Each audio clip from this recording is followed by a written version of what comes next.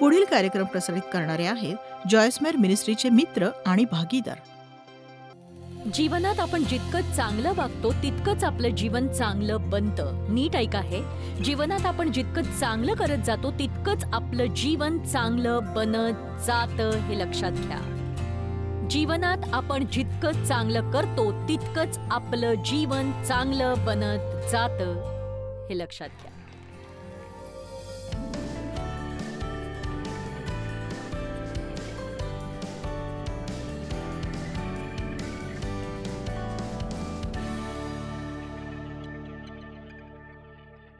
आज मी तुमच्याशी बोलणारे जीवनातून अधिकाधिक प्राप्त करण्याविषयी, जीवनातून शक्य तितका अधिक लाभ करून घेण्याविषयी, स्वतःविषयी ज्या गोष्टी आपल्याला आवडत नाहीत त्यांचा विचार करणं किंवा सतत स्वतःच्या चुकांबद्दलच विचार करणं आपल्याला स्वकेंद्री आणि स्वार्थी बनवतं. तुम्हाला ठाऊक आहे, सतत स्वतःच्या चुकांबद्दल विचार करून स्वतःला दोष देत बसणं चांगलं नाहीये. ते धर्म आपल्याला स्वतःच्या चुकांबद्दल स्वतःला दोष देण्यात धन्यता आहे असं भासवतो. पण बघा, आपण आपल्या पापांचा पश्चाताप करायला हवा, पण आपण त्या पापांबद्दल क्षमाही मिळवायलाच हवी. मिळवा ती, आणि तुम्ही तसं केलं नाही तर तुम्ही त्यातच खितपत पडाल. मी तुम्हाला एक गोष्ट सांगणार आहे जी माझ्या मुलीने मला सांगितली होती. ही घटना तिच्या बाबतीत घडली आहे, पण तिने मला ती सांगायची परवानगी दिली आहे.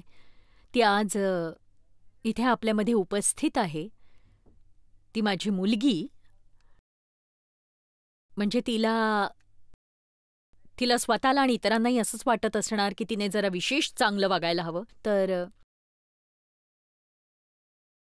काल एक घटना घडली आणि ती चिडली होती.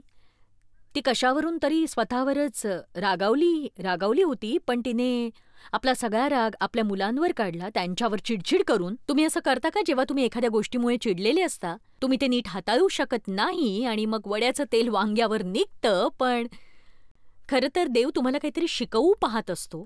बघा, मी अनेक वर्ष अशीच वागले. तर सँडीच्या भूतकाळातला इतिहास असा आहे की तिला दोषी भावना हाताळता येत नव्हती. नियम पाळणं जड जात होतं. दैहिक गोष्टींचा प्रभाव होता तिच्यावर. पण देवाने तिच्या जीवनात फार अद्भुत कार्य केलंय, विशेष करून गेल्या काही वर्षांमध्ये. आणि त्याने अगदी खरोखर, म्हणजे मी स्वतः याची साक्षीदार आहे की देवाने तिला दोषी भावनेतून मुक्त केलेलं आहे. जेव्हा तुम्ही दोष भावनेतून मुक्त होता तेव्हा त्याचा अर्थ हा नाही की तुम्ही पुन्हा चूक करणार नाही, पण त्याचा अर्थ असा की तुम्ही मुक्त झाला आहात. तुम्ही म्हणाल की मी देवासाठी आश्चर्य नाहीये, मला निवडण्याआधीच तो मला ओळखत होता. देव प्रीती आहे. मी जिथं आत्ता आहे तिथं असण्याची अजिबातच अपेक्षा नव्हती. माझा हेच उद्देश आहे की रोज सकाळी उठून प्रभूमध्ये थोडी प्रगती करावी. जरी एखादा दिवस मला मागे नेणारा असला किंवा माझी पिछेहाट झाली तरी प्रभूमधली माझी प्रगती मी कुणालाही थांबवू देणार नाही. जोवर ख्रिस्ताने माझ्यासाठी राखलेलं उद्दिष्ट मी गाठत नाही तोवर मी पुढेच जाणार, ती म्हणाली की त्याचं असं झालं की कालच्या त्या घटनेनंतर मी पूर्णपणे माझा तोल जणू गमावलाच होता. आणि मी म्हटलं की तू इकडे यायच्या तयारीत आहेस का? तुला कसं वाटतं? तू काय करणार आहेस?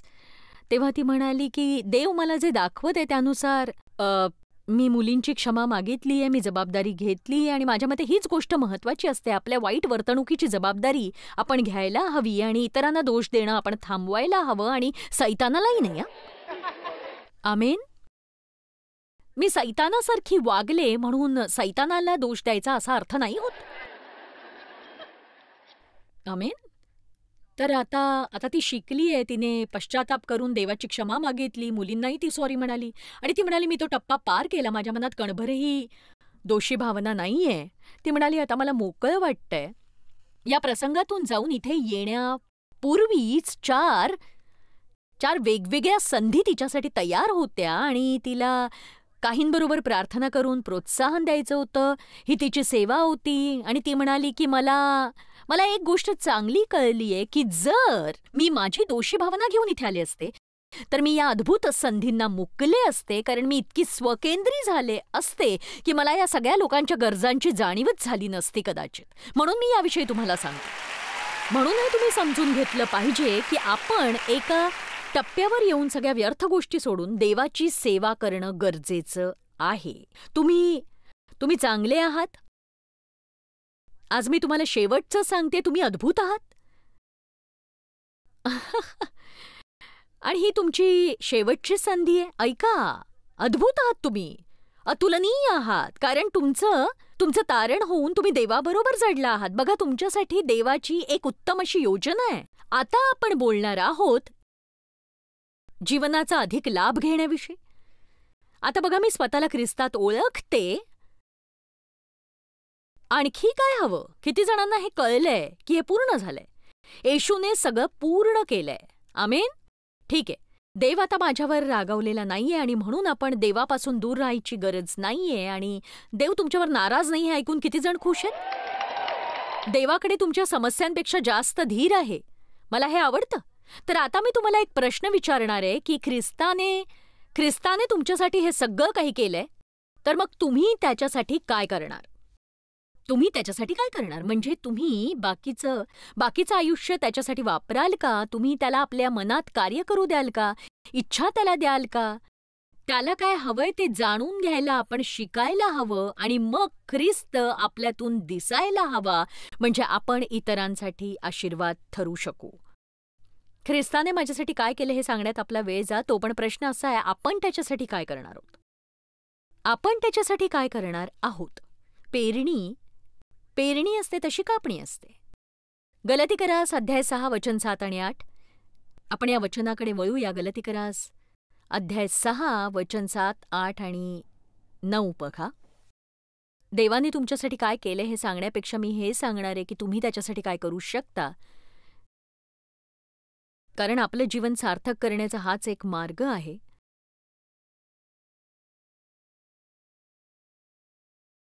ठीक आहे. फसू नका. देवाचा उपहास व्हायचा नाही. देव कधीच कुणाला स्वतःचा उपहास किंवा फसवणूक करू देणार नाही आणि कोणी धार्मिकतेचा बुरखा पांघरून त्याच्या डोळ्यात धूळ फेकू शकत नाही. कधीच नाही. तुम्हाला जे हवं ते देवाच्या मार्गाने गेल्याशिवाय मिळणार नाही. तुम्ही देवाचा नियम दूर सारू शकत नाही आणि आम्हीही देवाचा नियम दूर सारू शकत नाही, कारण तसं केल्याने आपण आपल्या मार्गाने पुढे जाऊ शकणार नाही. देवाचा मार्गच घ्यावा लागेल. देवाचे मार्ग बाजूला सारणं शक्य नाही. जो देवाची फसवणूक करू पाहतो तो स्वतःलाच फसवतो, कारण माणूस जे काही पेरतो फक्त त्याचेच त्याला पीक मिळते. बघा, यात कुठलंही दुमत नाहीये. जो आपल्या देहस्वभावासाठी पेरतो त्याला देहस्वभावापासून केवळ नाशाचेच पीक मिळेल, कुचकं आणि नासकं मिळेल. जर मी देहाने चालले, जे माझ्या जीवाचे आणि देहाचे वधस्तंभावर न खेळलेले अवयव आहेत. बायबल जेव्हा देह हा शब्द वापरतं तेव्हा ते आपल्या त्या भागांविषयी बोलतं ज्या भागांचा आपण त्याग केलेला नसतो. जेव्हा आपण देहाने चालतो तेव्हा आपल्या वाट्याला नाश, कुजणं आणि वाताहात येते. दुसरं काहीच वाट्याला येत नाही. जर आपण पवित्र आत्म्याने चाललो किंवा पवित्र आत्म्याचं नेतृत्व स्वतः अनुसरलं तर आपण पाहिलं त्याप्रमाणे आपल्या वाट्याला जीवन येतं, ते सुद्धा अनंतकालिक जीवन येईल. जर आपण आत्म्याने चाललो तर जे सर्वोत्तम जीवन ते त्याच्या श्रेष्ठतेसह वाट्याला येईल. जर आपण देहाने चाललो तर तुम्ही स्वर्गात नक्की जाल, पण तुम्ही यात्रेचा आनंद लुटू शकणार नाही. तुम्ही स्वर्गात नक्की जाल, पण इतरांना सोबत नेऊ शकणार नाही. मी नेहमी सांगायचे की मी स्वर्गाच्या वाटेवर आहे, पण मी कुणाशी कधी नीट वागत नव्हते. मी स्वतःबरोबर कुणाला नेत नव्हते आणि स्वतःपासून काही लोकांना दूर ठेवत होते, पण हे चांगलं नव्हतं. हे नक्कीच चांगलं नव्हतं. वचन 7 बघूया. तुम्ही फसू नका, देवाची थट्टा होत नाही. वचन 8, जो आपल्या देहस्वभावासाठी पेरतो त्याला देहस्वभावापासून नाशाचे पीक मिळेल. जो आत्म्यासाठी पेरतो त्याला आत्म्यापासून सार्वकालिक जीवन मिळेल. वचन 9, चांगले करण्याचा आपण कंटाळा करू नये, कारण आपण न खचलो तर यथाकाळी आपल्या पदरी पीक पडेल. चांगले करण्याचा आपण कंटाळा करू नये, कारण आपण न खचलो तर यथाकाळी आपल्या हाती पीक पडेल. आता मी तुम्हाला या वचनाचा सारांश सांगणार आहे, जो माझ्या हृदयात अगदी खोलवर रुजलेला आहे. आणि बघा, एखाद्या व्यक्तीचं जीवन किती गुंतागुंतीचं का असेना, जर तुम्ही पवित्र आत्म्याच्या सहाय्याने योग्य गोष्टींची निवड करायला लागलात ना, ही निवड आपण कधीही करू शकतो. तर मी तुम्हाला सांगते, देव तुमचं सहाय्य करील, पण अयोग्य गोष्टी निवडल्या तर सैतान मार्गात येईल. म्हणून जेव्हा जेव्हा आपण योग्य गोष्टींची निवड करतो, तेव्हा देवाची कृपा आपल्यावर विपुल होते आणि आपण ते करू शकतो. आता मी सांगते ते नीट ऐका. जेव्हा तुम्ही सातत्याने चांगल्या गोष्टींची निवड करता, वारंवार वारंवार वारंवार योग्य तेच तुम्ही निवडता, तुम्ही देवाचं प्रतिफळ स्वतः चाखाल. स्वतः कदाचित तुमच्या वेळेला हे ते तुम्हाला मिळेलच असं नाही, पण तुम्ही खचला नाहीत किंवा मध्येच सोडलं नाहीत किंवा कंटाळला नाहीत, तर देव तुम्ही भूतकाळात पेरलेलं वाईट बीज पूर्णपणे पालटून टाकील आणि तुम्ही उत्तम प्रतिफळ मिळवू शकाल. केवळ एकदाच चांगली गोष्ट केल्यामुळे फरक पडत नाही. प्रतिफळासाठी चांगल्या गोष्टी वारंवार वारंवार वारंवार कराव्या लागतात. मला जाणून घ्यायचं, इथे कुणाला मोठं प्रतिफळ मिळवायचंय का? कारण बघा, मला हे फार प्रकर्षाने जाणवतं की मी तुम्हाला वस्तुस्थिती सांगितली पाहिजे आणि मला तुम्हाला केवळ असं छान उत्तेजित करायचं नाहीये. तर मला असं वाटतं की तुम्ही ललकार आणि गर्जना करत राहावं आणि मोठी गर्जना करावी, ओरडावं, हे. मला खात्री आहे तसंच होईल, पण घरी गेल्यानंतर याहीपेक्षा अधिक तुम्हाला करायचंय. कारण हे सगळं संपल्यावर तुम्ही घरी जाल तेव्हा हा प्रकाश झोत नसेल, हे संगीत नसेल, ज्या गोष्टी तुम्ही मागे सोडून आलात त्यातच पुन्हा जाल आणि मग तुमच्या अंगावर शहारे यायला लागतील. आणि म्हणून मी तुम्हाला या गोष्टी आधीच सांगायचा प्रयत्न करतेय की काहीच कायमस्वरूपी बदलत नाही, नक्कीच नाही. म्हणून तुम्ही ही गोष्ट समजून घेणं अतिशय गरजेचं आहे की इथे ऐकलेल्या गोष्टी तुम्हाला घरी जाऊन करायच्या आहेत आणि त्याविषयी कोणतीही नकारात्मक भूमिका तुम्हाला घ्यायची नाहीये. आणि तुम्ही विरोधाची शक्यता लक्षात घेऊन मन तयार करायला हवं, कारण तुम्हाला बदल करण्यापासून रोखण्यासाठी सैतान प्रयत्न करेलच. पण त्याची चिंता करायची गरज नाहीये, नक्कीच नाही. तो तुम्हाला विरोध करील आणि विरोधात उभा राहील, कारण प्रेषित पौल असं म्हणतो की माझ्यासाठी मोठे द्वार उघडले गेले आहे, परंतु विरोधी पुष्कळ आहेत. पण तुम्ही टिकून राहिलात. तुम्ही म्हणालात की सैताना इथून चालता हो, मी मागे हटणार नाही. मला तुझ्याविषयीची पूर्वसूचना मिळालीये की तू माझ्या मागे लागशील, पण तू हारलेला आहेस. पुस्तकाचा शेवट मी आधीच वाचलाय. आणि तू हारलेला वैरी आहेस आणि आता तर फक्त तुला मला तुझी जागा दाखवायची आहे. आणि म्हणूनच मी म्हणते, सैताना माझ्या मागे हो, मी देवासाठी पुढे जाणार आहे आणि जशी देवाची अपेक्षा आहे तशीच मी बनणार आहे. आणि मी ते सगळं करीन जे देवाला अपेक्षित आहे. आणि आपल्यामध्ये आक्रमक विश्वासू वृत्ती असणं अतिशय महत्वाचं आहे. मी म्हटलं की आपल्यामध्ये आक्रमक अशी विश्वासी वृत्ती असणं अतिशय महत्वाचं आहे. मागच्या आठवड्यात जे घडलं ते मी तुम्हाला सांगणार आहे. मला वाटतं की हे एक चांगलं उदाहरण आहे. बघा, मी माझ्या पुस्तकांसाठी कष्ट घेते आणि खरं सांगते, जेव्हा तुम्ही 75,000 शब्दांचं पुस्तक लिहिता, बघा मी आधीच पुष्कळ प्रमाणात लिखाण केले. म्हणजे जेव्हा तुम्ही देवाच्या वचनात खोलवर जाता आणि जेव्हा देव स्वतः तुम्हाला एक नवीन विषय प्रकट करतो, तेव्हा तो लोकांसाठी आशीर्वाद ठरतो. तर हे एखाद्या पिकनिकसारखं आहे, यासाठी खूप कष्ट लागतात. आणि कोणीही जेव्हा कष्ट घेतं तेव्हा त्यांना फळ हवं असतं. आणि विशेष करून माझं व्यक्तिमत्व असं आहे की मी माझ्या प्राप्तीने प्रेरित होते आणि मी फार ध्येय केंद्रित आहे आणि मला लगेचच फळ हवं असतं. आणि फळ हवंच असतं, आपल्या सगळ्यांनाच ते हवं असतं अगदी खात्रीने. पण लोकांचा एक गट अगदी विचित्र व्यक्तिमत्वाचा असतो. म्हणजे मी फक्त काम काम काम काम काम काम करत राहणार, फक्त थोडीशी प्रगती पाहण्यासाठी आणि थोड्याशा फळाच्या अपेक्षेने. पण जेव्हा मला प्रगती दिसत नाही तेव्हा मला निराशा येणं स्वाभाविक आहे. एखादं नवीन पुस्तक येतं आणि त्याविषयी मला ऐकू येतं की ते काही चांगलं चालत नाहीये. प्रकाशक काळजीत पडतात, ऑफिसात जितक्या ऑर्डर्स यायला हव्या तितक्या येत नाहीत आणि असं वाटतं की काहीतरी चुकलंय. कारण जेव्हा तुम्हाला पहिली बातमी चुकीची मिळते तेव्हा भीती निर्माण होते, बरोबर? कोणी डॉक्टरकडे गेलं आणि वाईट रिपोर्ट मिळाला तर भीती निर्माण व्हायला फारसा वेळ लागत नाही. आणि तुम्हाला नेहमी वाटतं की तुमच्या मुलाला शाळेत कुठलाही त्रास होऊ नये. प्रत्येक पालकाची मुलांसाठी हीच इच्छा असते. आणि आणि मग फोन वाजतो आणि तो असतो मुख्याध्यापकांचा आणि तुम्हाला वाटतं पुन्हा हे नको. आपल्याला वाईट बातमी आवडत नाही. आता आता मी जे सांगणार आहे ते तुम्ही नीट ऐकून घ्या, कारण तुम्ही घरी गेल्यावर ते तुम्हाला उपयोगी पडेल. मला अचानकच ना असं एकदम असं उदास उदास वाटायला लागलं होतं. प्रभू, मी या पुस्तकासाठी किती कष्ट घेते, काहीतरी कर कर कर ना प्रभू, कर. आणि मग मला जाणवलं, पवित्र आत्मा म्हणतोय, तिथे तिथे जाऊ नको, नको जाऊस तिथे. मला निर्णय घ्यावा लागला. एकतर मला माझ्या भावनांबरोबर जावं लागेल किंवा देवाच्या वचनाबरोबर जावं लागेल. बघा, आता मी भावनिक होऊ शकत होते.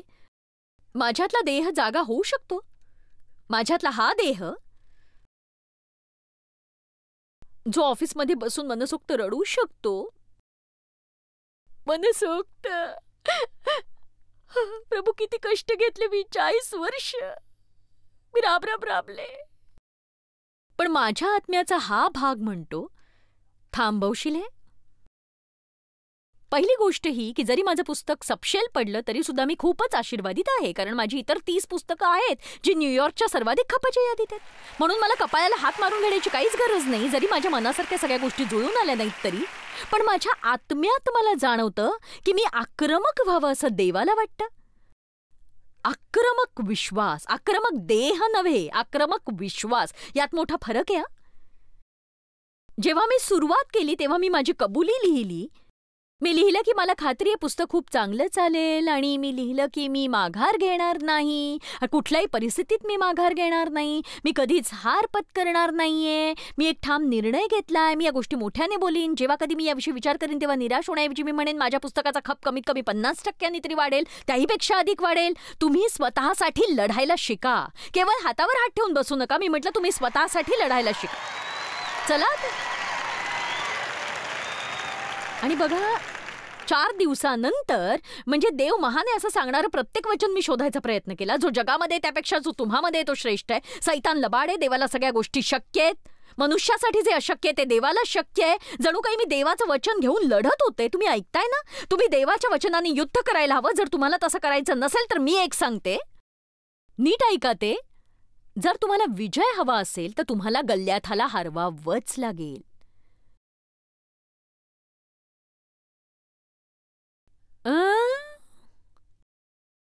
मग मी देवाला हाक मारीन. बघा, बऱ्याचदा तुम्ही देवाची मदत मागता तेव्हा तो तुम्हाला काम देतो. म्हणजे जेव्हा मी देवाला मदत मागितली तेव्हा त्याने मला जास्त दान द्यायला सांगितलं. अशा वस्तू द्यायला सांगितल्या ज्या मला फार प्रिय होत्या. खरंच, बीच पेर, चांगल्या दर्जाचं बीच पेर, अशा वस्तू द्यायला तयार व्हा ज्या तुम्हाला फार आवडतात. त्या पेरा आणि पिकाची खात्री बाळगा. मला तुमच्यापर्यंत यायला लावू नका. मी तुम्हाला माझ्या वैयक्तिक जीवनात डोकावू देणार आहे. आणि बघा, 4 दिवसानंतर 4 दिवस माझा संघर्ष सुरू होता. बघा, मला वाटलं की हे बघ, म्हणजे मी आधीच मनात पक्क ठरवलंय की मी देवासाठी सर्वोत्तम देईन. मी अगदी जीव तोडून संघर्ष करीन. पण निकालासाठी मी तुझ्याकडे पाहते प्रभू, आणि तुम्हाला दिलेलं काम मी नक्की करीन. 4 दिवसानंतर रात्री 8 वाजता मला माझ्या फोनवर एक संदेश मिळाला माझ्या प्रकाशकाकडून. हे जॉयस, आत्ताच कळलं तुझं 4 नंबरचं पुस्तक सर्वाधिक खपाच्या यादीत आहे. मी म्हटलं, हळू सुरुवात करणाऱ्या पुस्तकासाठी ही मोठी बातमी आहे. बघा, तुम्हाला स्वतःसाठी लढायला तयार राहावं लागेल. तुमच्या मुलांचं कल्याण होईल असा विश्वास ठेवा, आणि मग तुम्ही जसा विश्वास ठेवाल तसंच घडेल. टॉवेल भिरकावून असं म्हटलेलं चालणार नाही. बघा, कुठे चुकतंय तेच कळत नाही. असं करून काहीच साध्य होणार नाही आणि काहीच बदलणारही नाही. मी त्या सभेला गेलो, त्यांचं पुस्तक घेतलं, मी CD विकत घेतली, मी टी-शर्टही घेतलं, मी तरी माझ्या जीवनातला गुंता तसाच आहे. ऐकताय ना? मी म्हटलं, तुम्ही इथून अगदी तयारीनिशी जा, पूर्ण तयारीनिशी, हे जाणून की सैतान तुमच्यावर चालून येणारच आहे. आणि बघा, तुम्हाला माझं हे वक्तव्य आवडणार नाही, पण मी तुम्हाला तयार करतेय. मी तुम्हाला सत्य सांगून घरी पाठवलेलं बरं, नाही तर तुम्ही असं म्हणाल की बघा, प्रभूची स्तुती असो, आता माझ्या जीवनात सगळं काही अद्भुत घडेल. मी इथे येऊन या सभेला हजर राहिल्यामुळे सगळं काही असं छान आणि असं नीट होईल. ख्रिस्तामध्ये तुम्ही कोण आहात ते ओळखा आणि ही ओळख करून घेत असतानाच तुम्ही तुमचे हक्क ओळखा आणि मग त्यासाठी न डगमगता उभे राहा. सैतान माझ्या मुलांना हिसकावणार नाही, तो माझ्या नातवंडांनाही घेऊ शकत नाही. आमेन. तुम्ही म्हणाल की बघा मी हे सगळं केलंय तरी माझा गुंता तसाच आहे, पण एक सांगू का, ते संपल्याशिवाय हे संपत नाही आणि ते अजून संपलेलं नाही. हीच समस्या आहे. तुम्हाला वाटेल देव माझ्या हिशोबाप्रमाणे काहीच करत नाही, मग आता मी धिंगाणा घालेन. माझ्या मुलांच्या बाबतीत मी अद्भुत अशा गोष्टी पाहिल्या आहेत आणि माझ्या नातवंडांच्या बाबतीतही पाहिल्या आहेत. मी माझ्या शरीरात, माझ्या जीवनात, माझ्या सेवा कार्यात, माझ्या आर्थिक गोष्टीत अद्भुत अशा गोष्टी पाहिल्या आहेत मी. तुम्ही देवाची आशा सोडू नका.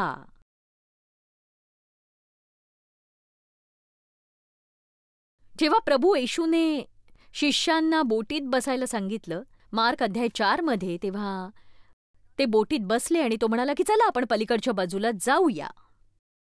मला हे आवडतं, चला आपण पलीकडच्या बाजूला जाऊ. जेव्हा देव आपल्याला काही सांगतो तेव्हा त्याला खरोखर अर्थ असतो. बघा, ते बोटीने समुद्राच्या मधोमध आले आणि त्यांच्या बोटीला वादळाने घेरलं आणि त्यावेळी प्रभू येशू त्याच बोटीत छान झोप घेत होता. आणि बघा, हे किती छान आहे की जेव्हा तुम्ही मोठ्या संकटात असता किंवा वादळात असता तेव्हा प्रभू झोपलाय. बऱ्याचदा आपला प्रतिसाद कसा आहे हे पाहण्यासाठीही तो असं करत असतो. यातून तो आपली पारख करत असतो. आपल्यासाठी एक लहानशी कसोटीही असते. माझ्यासाठी ही कसोटी एवढ्यासाठी चांगली असते की मी तेव्हा प्रभूला म्हणू शकते की नाही, मी माघार घेणार नाही आणि मी आशाही सोडणार नाही. मला सर्वोत्तम जीवन लाभण्याच्या सगळ्या शक्यतांवर मी विश्वास ठेवते आहे. जेव्हा मी खूप कष्ट घेते तेव्हा देवाच्या निकालाची आशा धरते आणि यात गैर काहीही नाही. तुम्ही अशीच आशा धरू शकता. तुम्ही कष्ट घेता, जेव्हा तुम्ही चांगलं बीज पेरता, अशा वेळी चांगलं पीक मिळणं तुमचा हक्क असतो आणि असं पीक तुमच्या जीवनात यावं अशी आशा तुम्ही धरत जा.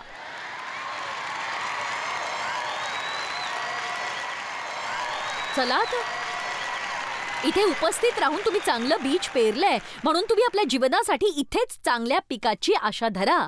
तुम्ही आत्म्यासाठी पेरलं तर आत्म्याद्वारेच कापणी कराल. सार्वकालिक जीवनाची तुम्ही समुद्राच्या मध्यभागी असता तेव्हा बाहेर पडू शकत नाही, कारण वादळ असतं. येशूने म्हटलं नव्हतं की बोटीत बसा म्हणजे आपण समुद्राच्या मध्यभागी जाऊन बुडू. तो म्हणाला आपण पलीकडच्या बाजूला जाऊ. तेव्हा प्रभू येशू उठला आणि त्याने वादळाला धमकावलं, जे आपण मार्काच्या 5व्या अध्यायाच्या 1ल्या वचनात पाहतो, आणि ते पलीकडच्या बाजूला गेले. मला हे आवडतं. आपण प्रभूच्या बोटीत असणं छान असतं. आपण पलीकडे पोहोचतो, सगळी वादळं विसरून जातो, जीवनात मधल्या काळात घडलेल्या गोष्टी विसरतो आणि म्हणू शकतो आपण पलीकडे पोहोचलो. मला जीवनाविषयी काय कळलंय सांगू? जीवनाला एक आरंभ असतो आणि त्याला एक शेवटही असतो आणि दोन्ही गोष्टी उत्तेजित करणाऱ्या असतात, पण त्यात मधला काळही असतो. पण समस्या काय ठाऊक आहे? त्या मधल्या काळातून थोडकेच वाट काढतात आणि हे एक वास्तव आहे. मधल्या काळातून थोडकेच वाट काढतात. मी तुम्हाला देवाचं वचन सांगून माझं कार्य पूर्ण करते जे देवाने माझ्यावर सोपवलंय आणि कदाचित माझ्या जीवनातली ही शेवटची गोष्ट असू शकते. मी तुम्हाला मधल्या काळातून जायला मदत करते. मी तुम्हाला देवाचं वचन सांगून मधल्या काळातून जायला मदत करत आहे. मी तुम्हाला सांगते, जरी तुम्हाला वाटत असलं की येशू झोपलाय तरी तसं नसतं. तो तिथेच असतो, त्याची नजर तुमच्यावर असते. आता वचन 7 आणि 8 मध्ये ज्या पेरणीविषयी सांगितलंय ती आहे वचन 9 मधल्या चांगल्या कामांविषयीची. चांगले करण्याचा आपण कंटाळा करू नये. आपण जितकं जास्त चांगलं करू तितकीच आपल्या जीवनाची गुणवत्ता वाढेल. तुम्ही पुन्हा हे नीट ऐका. आपण जितकं जास्त चांगलं करू तितकी आपल्या जीवनाची गुणवत्ता वाढत जाईल. जितकं जास्त चांगलं करू तितकी आपल्या जीवनाची गुणवत्ता वाढत जाईल. लक्षात घ्या हे. जितकं ख्रिस्तावर लक्ष केंद्रित करू तितके अधिक सुखी आपण होऊ. आपल्याला हव्या असलेल्या गोष्टी टाळण्याचा आणि इतरांना हव्या असलेल्या गोष्टी देण्याचा जितका प्रयत्न करू तितकं प्रभू आपल्याला हव्या असलेल्या गोष्टी देईल. ते फळ म्हणून आपल्याला मिळेल. ऐकताय ना माझं? ठीक आहे. तर बघा, जीवनात सर्वोत्तम ते मिळवण्यासाठी पवित्र आत्म्याच्या नेतृत्वाखाली चाला, आणि हे इतकं महत्वाचं आहे की तुम्ही घरी गेल्याबरोबर पवित्र आत्म्याचं ऐकायला शिका आणि अनुसरायला शिका. आणि हे आपल्या सोयीनुसार तुम्ही करू नका, किंवा तुम्हाला करावंसं वाटतं तेव्हाही तुम्ही ते करू नका. पवित्र आत्म्याच्या नेतृत्वाखाली चालायला शिका. लहान गोष्टी असोत, मोठ्या गोष्टी असोत, सोमवार असो, मंगळवार असो, बुधवार असो, गुरुवार असो, हे चालूच ठेवा. शुक्रवारी तुम्हाला तेच करायचंय, शनिवारी सुद्धा, रविवारी सुद्धा, कामामध्ये, चर्चमध्ये, घरामध्ये तुम्ही पवित्र आत्म्याच्या नेतृत्वाखाली चालत राहा. आणि मला तुम्हाला हे सांगायचंय, तुम्ही वर्षभर पवित्र आत्म्याच्या नेतृत्वाखाली चालू शकता आणि तुमच्या दैनंदिन जीवनात तुम्ही चांगल्या बीजांची पेरणी करा. आणि एका वर्षानंतर इथे येऊन मला तुमच्या जीवनाची साक्ष द्या. तुम्ही म्हणाल, विश्वास बसत नाही, माझं जीवन किती बदललंय आज ते. आपण आता कुठल्याही परिस्थितीतून जात असलो तरी आपल्या जीवनातून अधिक मिळवू शकतो जर आपण वादळामध्ये धीर सोडला नाही तर. आपण जे सुरू करतो ना, ते आपण नेटाने पूर्ण करायलाच हवं. लक्षात ठेवा, देवाचं वचन सत्य आहे आणि येशूने म्हटले, तुम्ही माझ्या वचनात राहिलात तर सत्य तुम्हाला समजेल आणि सत्य तुम्हाला बंधमुक्त करेल. देव तुम्हाला आशीर्वाद देव. ऐकल्याबद्दल धन्यवाद.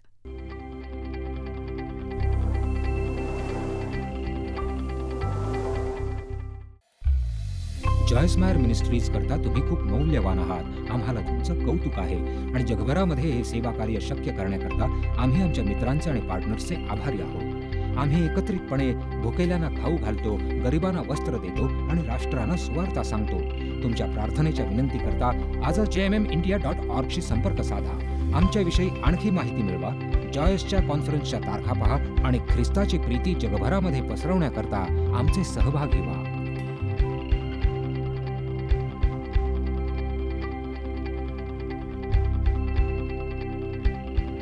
याचा सर्व खर्च जॉयस मायर मिनिस्ट्रीचे मित्र आणि भागीदार करत आहेत.